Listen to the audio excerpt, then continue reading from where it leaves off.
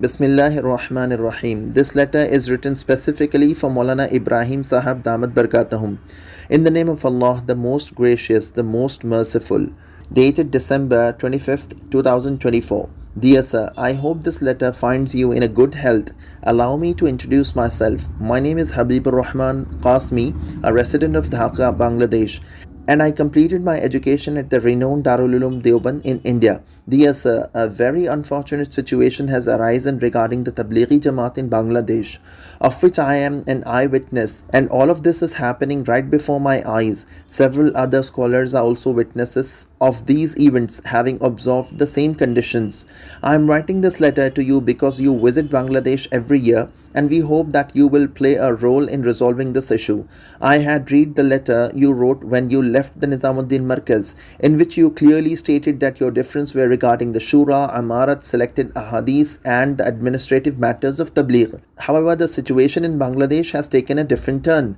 People in your circle are calling Maulana Saad Sahab misguided, kafir and Qadiani, and they are referring to him as Sadiani. A poster has even been published with his picture demanding his execution. Furthermore, there is a talk of imposing a complete ban on Maulana Saad Sahab's entry into Bangladesh. When asked for the reason, they cited the Fatwa from Darul Uloom Deoband.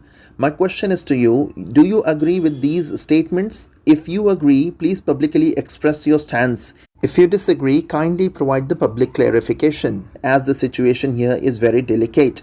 In the future, the real enemies of Tabligh may try to completely shut down this movement, and they may even attack the madrasas. Dear Sir, we do not find such dangerous disagreements in the history of Maulana Ilyas Sahab's Tabligh movement.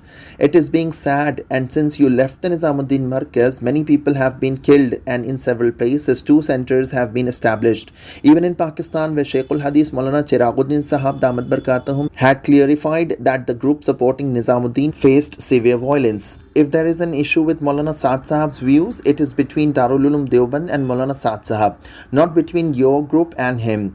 Maulana Saad Sahab and Darul Uloom Deoband can sit together and resolve these matters. Maulana Saad Sahab has also acknowledged his mistakes and sought guidance from the scholars of Darul Uloom Deoband. Therefore, it would be better for you to leave him to handle his own affairs.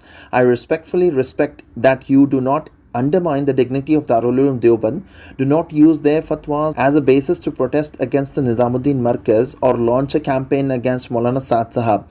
In my opinion, you should adhere to the advice of Sheikhul Islam Mufti Taqi Usmani Sahab Damat Barakatahum and Maulana Arshad Madni Sahab Damat Barakatahum. The incidents that took place on December 18th, 2024 were very unfortunate. According to the agreement, 2 meetings were arranged, one for your group in November and another for the Amarat group in December. In your meeting, you gave a statement and it passed peacefully. But what were your people doing in the meeting of Nizamuddin? According to the agreement, the field should have been vacant. So why did that not happen? Dear Sir, all these matters are damaging the true spirit of Tabligh. I request you to play a role in resolving this issue. Yours faithfully, Habibur Rehman Qasmi, Dhaka, Bangladesh.